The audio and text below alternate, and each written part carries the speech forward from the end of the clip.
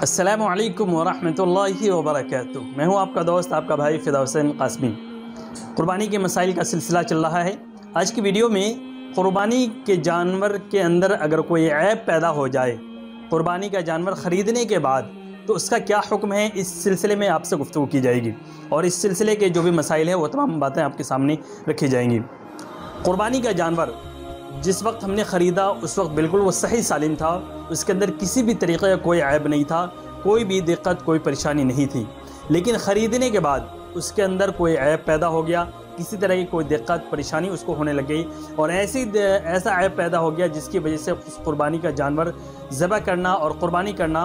صحیح نہیں ہوگا۔ تو اس صورت میں کیا کرنا چاہیے؟ جواب یہ ہے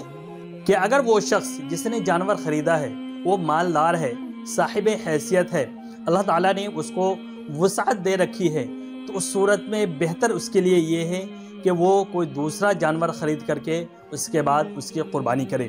لیکن اگر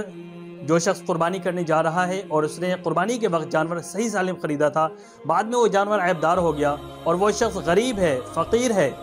اس کے پاس اتنی وسعت نہیں ہے کہ وہ دوسرا جانور خرید کر کے ذبح کر سکے اور اس کو قربانی کر سکے، تو اس صورت میں وہ اسی جانور کو ذبح کر سکتا ہے، اس کی قربانی کر سکتا ہے، اس کے لیے کوئی حرج کی بات نہیں ہے،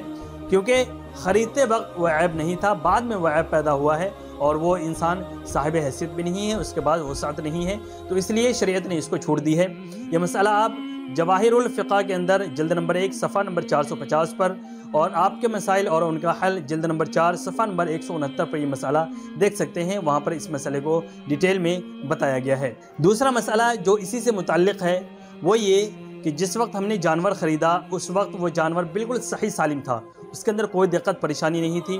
اور جب تک قربانی کا وقت آیا اس وقت تک بھی وہ جانور بالکل صحیح تھا، لیکن قربانی کرتے وقت جب قربانی کرنے کے لیے جانور کو لٹایا گیا یا جانور کو رسی وغیرہ باندھ کر کے جیسے بھی اس کو قربانی کرنے کے لیے تیار کیا گیا، تو اس درمیان میں اس کو کوئی چوٹ لگ گئی، کوئی ایسا عیب پیدا ہو گیا جس کی وجہ سے قربانی کرنا مشکل ہو، یا قربانی کے اندر جن عیبوں کو منع کیا گیا ہے ایسا کوئی عیب پیدا ہو جائے، تو اس صورت میں کیا مسئلہ ہے؟ تو اس کا جواب علماء کرام نے یہ دیا ہے کہ اس صورت میں چاہے وہ غریب ہو، چاہے مالدار ہو، چاہے فقیر ہو، اس کے لیے اس جانور کو ذبح کرنے میں کوئی حرج کی بات نہیں ہے، وہ اس جانور کو ذبح کر سکتا ہے، چونکہ عیب جو پیدا ہوا ہے وہ جانور کے ذبح کرتے وقت میں ہوا ہے، تو اس کا کوئی اعتبار نہیں ہے، اس لیے شریعت نے اس کے اندر اجازت دی ہے کہ آپ اسی جانور کو ذبح کر سکتے ہیں۔ لیکن اگر پہلے ہی کوئی عیب پیدا ہو جائے تو اس کا مسئلہ آپ پہلے سن چکے ہیں کہ اگر مالدار ہے تو وہ دوسرا جانور اس کے لیے ذبح کرنا